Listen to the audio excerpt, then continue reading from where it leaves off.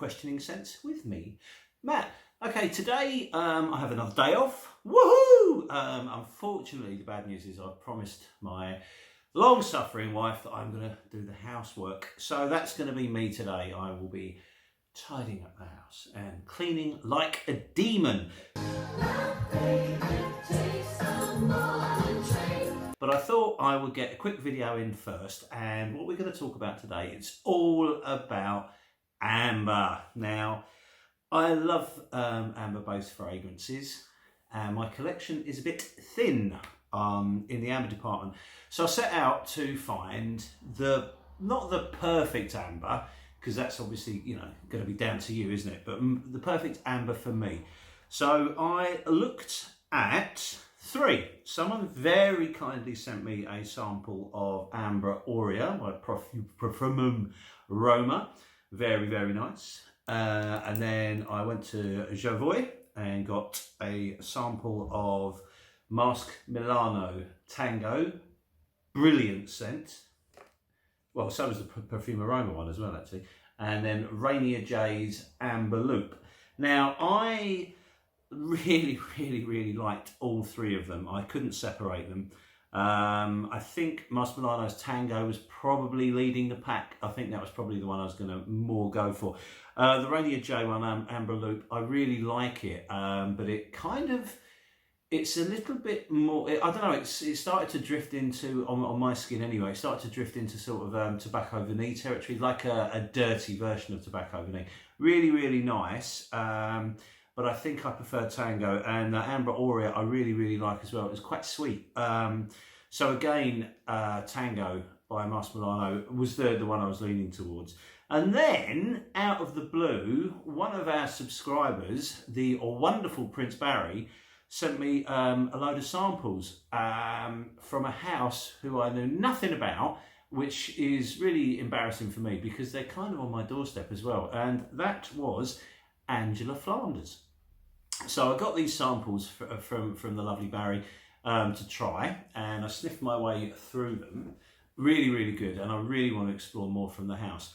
But one Amber Nuit jumped out at me, and it came at just the right time because obviously I was looking for an amber-based fragrance. And here it is. This is a 30ml bottle of Amber Nuit. I am wearing it, and I will spray a little bit more for the purposes of the review. This is a delight, and I knew pretty quickly on sampling it that this was the one for me. Is it better than the others? Probably not. Is it as good as the others? Certainly. Beautiful fragrance, really good quality, and one that, you know, don't get me wrong, I absolutely thoroughly recommend all 3 of these. If you're looking for an amber fragrance, please give these a go. You know, sample, I mean, always sample everything, especially when you're dealing with niche perfumery, because obviously they're quite expensive. And you want to make sure you get it right. So this came and it was just, yeah, that's a bit of me. That's absolutely part of me. And then I looked at the house. Now, Angela Flanders, sort of legendary character, one I know nothing about, which is really quite embarrassing. The perfumery started in '85. Now, Angela's perfumery was originally, and there still is a site there, on London's Columbia Road, which is well known for its flower market. And if you've ever been there, I mean, we're lucky, we had some friends that used to live just around the corner from it. So we used to go over and meet them on a regular basis. And it's just a wonderful experience walking through there when the flower market's on. You know, it's full of colour, it's full of wonderful smells, there's a cracking pub there as well. So we used to go and have a drink, and I know the area quite well. And it's a great place to be, but I never really knew anything about the perfumery. So she then basically opened another store, but this time in the city in Spitalfields, which is not actually that far apart geographically, they're quite close together. And then I believe that her daughter Kate now runs the show. But in 2010, this was released. I mean, there are like 40 different fragrances that Angela Flanders does. So I thoroughly recommend that you sample them. I went through about 5 or 6 of them and really found them to be excellent quality and some really good fragrances there. But we'll talk about this one today. This came out in 2010, and its notes are very simple. It's basically golden tobacco, amber, spicy notes. but there's so much more to it. This is unctuous, it's thick, it's resiny, it's spicy, it's incensey, it's ambery. To me, it's a little boozy as well. You almost get kind of like a sherry note coming from it. And it's really thick. It just slaps on your skin like a thud, and there it is.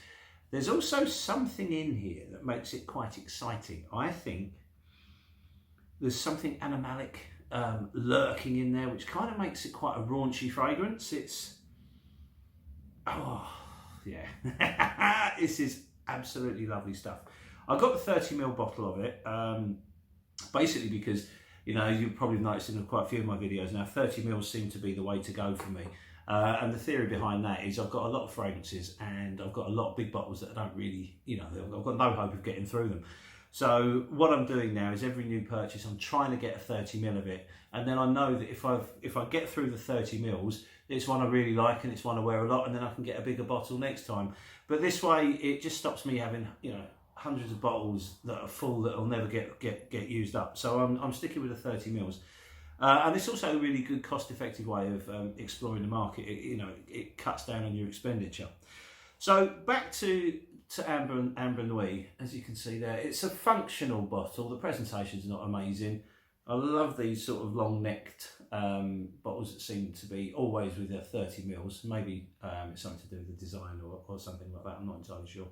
But there it says on the side, Amber Nuit. Solid glass, great presentation, nothing exciting. You know, it's perfectly functional. But the juice inside, now that is something special.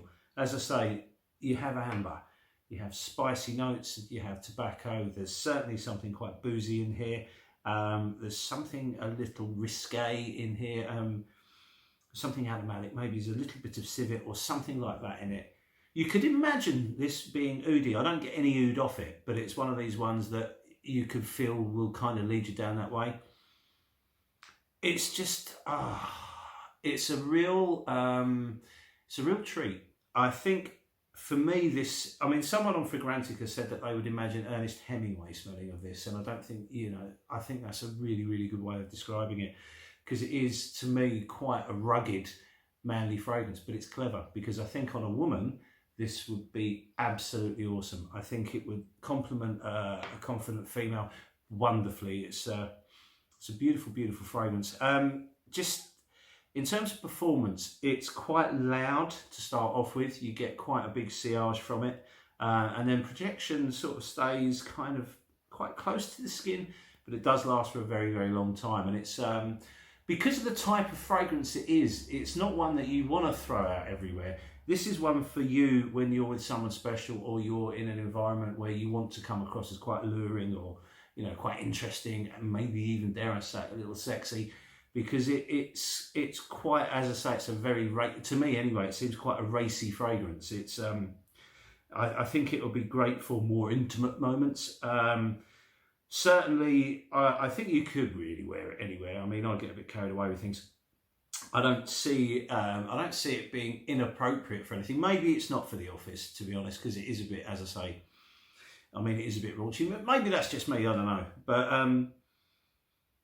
honestly, if you can try this, please get in touch with the store and order some samples, because it's really, really good. And it's not a fragrance that you hear much about. I don't think there's anybody who's reviewed it on YouTube, as far as I can see.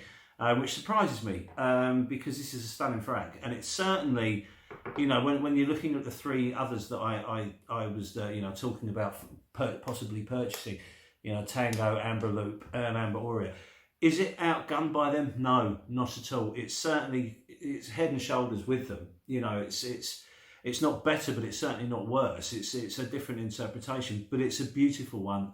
One I can't speak highly enough. I must just again say thank you to Barry for sending me the samples, because he's really opened my eyes up. Thank you, Barry. To this house, and the next time I get some time, I'm certainly going to go down into one of the stores, probably the one in Spitalfields, and go through the range and see if there's any other gems there. Of the samples I got, there were a few that I liked and one that I really didn't like, but you know, that's just because of the notes of that particular fragrance. It didn't appeal to me. But the others I think are really, really good. There was one that's kind of quite similar to MFK's oud satin, oud satin mood, which I really like. So I'd like to spend a bit more time with that. But Angela Flanders, the perfumes that are coming out from that house, have a look at them. Really good stuff. Listen, I'm quite conscious of the fact that I'm waffling. So thank you very much for your time. We'll be back with some more reviews as soon as we can, and we look forward to seeing you then. Many thanks. Bye!